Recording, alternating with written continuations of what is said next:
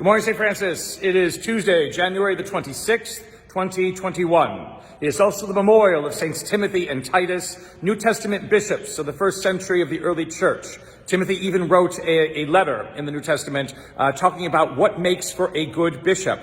Hopefully a lot of bishops read that letter. But it is about not necessarily making sure that people follow rules and regulations, but it is tending to the people of God because they are the church. They are the ones who make up the church. They are the reason why the church exists, not rules and regulations. Lumen Gentium embraced this understanding, and in that Constitution of Vatican II, stressed the fact that the people of God are the church. And so today we remember all of those who are bishops in the world, all of those who are asked to lead the people of God, that they do so with that sense of wisdom and justice and mercy that also imitates God's wisdom, justice, and mercy in our life.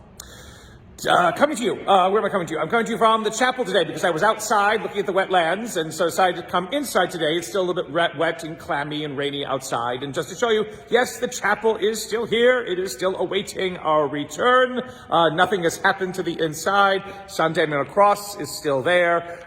There's a green banner on the ambo. It was purple when I came in. Nobody changed it from Advent. But a green banner now signifying ordinary time. The first readings, there are two. One of them comes from the letter of Timothy. The other one, again, comes from someplace else. I can't remember. Anyway, but they're about, again, always tending to the people of God. What a bishop's role is supposed to be, is to taking care of God's people. The gospel, though, is the gospel from back to Mark. We go back to chapter 3. We had to move forward yesterday at the conversion of St. Paul to the end of Mark's gospel. Now we come boomeranging back to chapter 3, in which, again, Jesus is still preaching in Galilee. And it is interesting, he's in a house. And what happens this time is that his mother and his brothers show up. Now, again, they're not at the house. They're not having front row seats. They're not there while Jesus is preaching. All of a sudden, they show up and they're looking for him. Okay, a couple of things. Where is Joseph? Nobody knows where Joseph is. Is Joseph dead? It doesn't say. Joseph doesn't even pop into Mark's gospel. So where is Jesus' father? Where is Joseph, his foster father? Where is he? He's nowhere around. So it's Mary and it's brothers, not cousins, brothers. Don't try to diminish this. Again, it means, again, that Jesus had a family.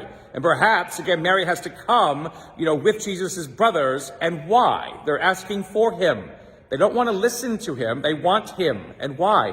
Because he's supposed to be in the carpentry shop. What is he doing preaching? He's not a scribe, a Pharisee. He's not a rabbi. What does he know about any of this? He's lost his mind. Take him home. And Jesus refuses to go home. And then makes that interesting kind of statement, which may seem a slap in the face to Mary and to his brothers. Who is my brother? Who is my sister? The one who follows the will of God and keeps it. That is what is remarkable about this passage.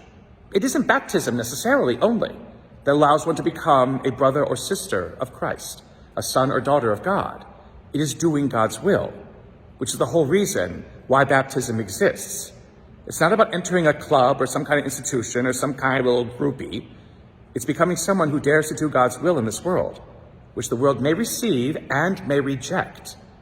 But nonetheless, we are called to do that will, to be that will in this world, to allow God's peace and love and understanding and care be given truth and actuality and tangibility through our own actions.